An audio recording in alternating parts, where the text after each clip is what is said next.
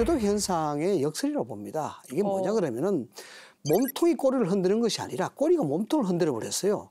자, 국정을 운영한 청와대 입장, 용산의 입장에서는 국정이 안정적으로 운영이 되길 원하고 대통령의 말과 정책에 대한 모든 메시지가 정확하게 전달되길 원하는 게 당연하지 않습니까? 뭐 그렇겠죠. 그런데 이러한 것들이 이 도어 스태핑이라는 것을 통해서 본질은 순수했으나 그 받아들이는 입장과 기자들의 질문 내용들 그리고 그에 대한 영향 이런 것들이 꼬리가 몸통을 흔드는 본질에 왜곡되는 그런 현상이 강했기 때문에 이런 것들은 잠시 수도하고 중단되고 지금 뭐 용산의 입장에서도 앞으로 뭐 개선할 여지가 있으면은 다시 한번 해볼 수 있는 그런 의도가 있다. 이 말은 뭐냐 그러면은 분명히 국민한테 가까이 더 다가가겠다는 그런 의지를 뭐 잃지는 않고 있다. 이런 걸로 해석을 해야 되겠죠.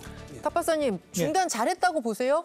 뭐 어디서 또 잘못됐는지 모르겠는데요. 뭐 잘못됐다고도 볼 수 없고 잘했다고도 볼 수 없고 그런 것 같아요. 아침에 출근길에 그 얘기한다는 게 그 지금 분위기로서는 뭐 거의 포토라인에 서는 분위기예요. 뭐 법원이나 검찰청에 출두하는 것처럼 그것도 잘못된 거죠. 아니, 기자들하고 출근하면서 문답하는 그게 도어 스태핑 아니에요? 그러니까요, 그거를 개념을 잘못 잡은 거죠. 이게 포토라인에 쓰는 게 아니고 포토라인에 쓴다는 거는 모든 질문에 답해야 되는 거잖아요. 강제적으로. 미국에서도 그렇게 하는 게 아니고 가볍게 자유롭게 하는 거예요. 그러니까 출근길에 쓱 들렀는데 오늘 할 말이 없어. 오늘 할 말 없어요. 그러고 들어가면 끝이에요. 그럼 기자들도 오늘 할 말이 없대네?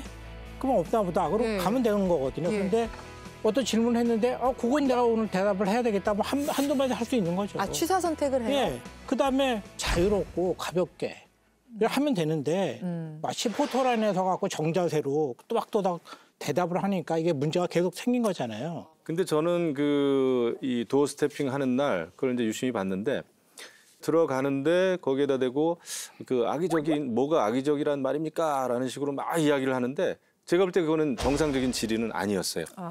MBC에 대한 그 전용기 탑승 배제는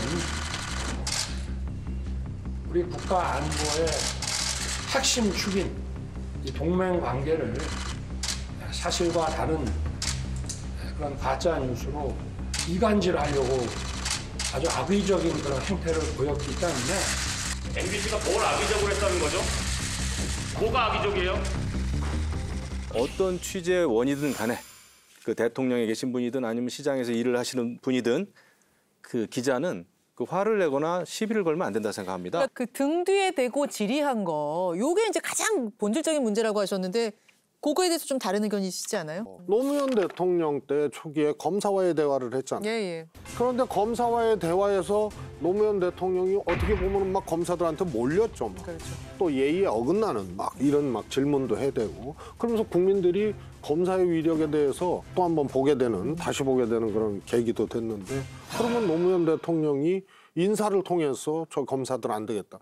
전혀 인사 불이익이 없었거든요. 가사 MBC가 잘못했다 하더라도 그것이 국민과 소통을 이유로 시작한 도어 스태핑 중단 이유로 될 수가 있냐 이거예요. 최사석 의원님께서 좋은 지적을 해주셨는데 그렇습니다. 저도 노무현 전 대통령의 검사와의 대화 상당히 참 인상 깊게 봤거든요. 이게 거리간을 간극을 좁히는 겁니다. 이게 제가 좀 부연해서 설명을 드리자면 이렇습니다. 에드워드 홀이라는 학자가 있는데 이 사람이 관계성에 대해서 센티미터로 측정한 게 있습니다. 이게 뭐냐면 4가지가 있는데요. 첫 번째 밀접 거리라는 게 있습니다. 이게 접근거리인데 이 거리는 몇 센치냐? 45cm입니다. 그다음에 개체 거리는 그만 친근감을 느끼는 거리. 이건 몇 센치냐? 45cm에서 120cm. 요 정도. 요 정도 거리가 이제 개체 거리라고 이야기합니다. 친근감 너무 멀어. 그다음에 느껴집니다. 느껴져요. 이쪽은 친밀하고 이쪽은 좀 멀고. 그다음에 사회적 거리가 뭐냐면 120에서 350cm. 그냥 메시지를 전달할 수 있는 거리입니다. 사회적 거리. 그다음에 뭐냐면 대중거리입니다. 군중과의 거리. 이게 350cm 이상. 이는 그냥 강연이라든가 이런 거죠. 도어 스태핑을 하면서 이런 어떤 반발에 대한 부분도 나오고 여기에 대해서 찬반 여론이 나오고 이런 것들은 분명히 그 대중적 거리에 국한했던 부분들을 확실하게 굳혔다. 어느 정도까지 굳혔느냐 그러면은 적어도 사회적 거리만큼은 좁혔다. 45cm에서 120cm 안으로 들어와 있다. 이건 누구도 거부할 수 있는 중요한 결론이라고 봐야 됩니다. 그러면 그렇게 좋은 취지로 좁혔다면 이런 상황이 벌어지는 것도 좀 감수하면서 계속 이어가는 건 어떻겠냐라는 그 말씀 같아요. 네, 그렇죠. 그런데 우리가 하나 간과해야 될 부분이 있습니다.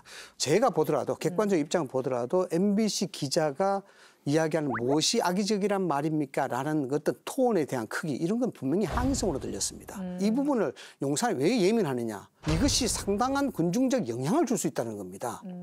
그건 이해할 수 없는 건데요. 그러면 대통령한테 항의 못 합니까? 저는 그런 해교한 발상이라고 보거든요. 아니 대통령이 완전 공격을 했잖아요. 악의적이다. 단 헌법소 예, 뭐 이런. 그렇게까지 나오는데 그러면 그 언론사가 거기서 그러면은 가만히 있어야 됩니까? 도대체 어떤 면이 악의적인가라고 물어본 건데 그게 질의겸 항의잖아요. 그 물어볼 수 있죠. 그럼 대통령이 답을 하든지 아니면은 대변인이 대신할 거라든가 답을 하면 되죠. 저는 이제 조금 다른 시각에서 좀 말씀을 드리면 MBC 기자도 자기 회사 일 아닙니까? 이게 어떤 뭐 다른 일도 아니고 사회적인 이슈나 이런 것도 아니고 자기 회사 일 가지고 화를 내듯이 이야기를 하다 보니까 그거는 제가 정상적인 질문이라고 생각이 들지 않았습니다. 또 질문이 하나는 아니라 항의를 한 거니까요. 또 하나는 과거에 이제 노무현 대통령도 언론과의 여러 가지 자연스러운 그런 관계를 맺기까지는 어려움이 많았습니다.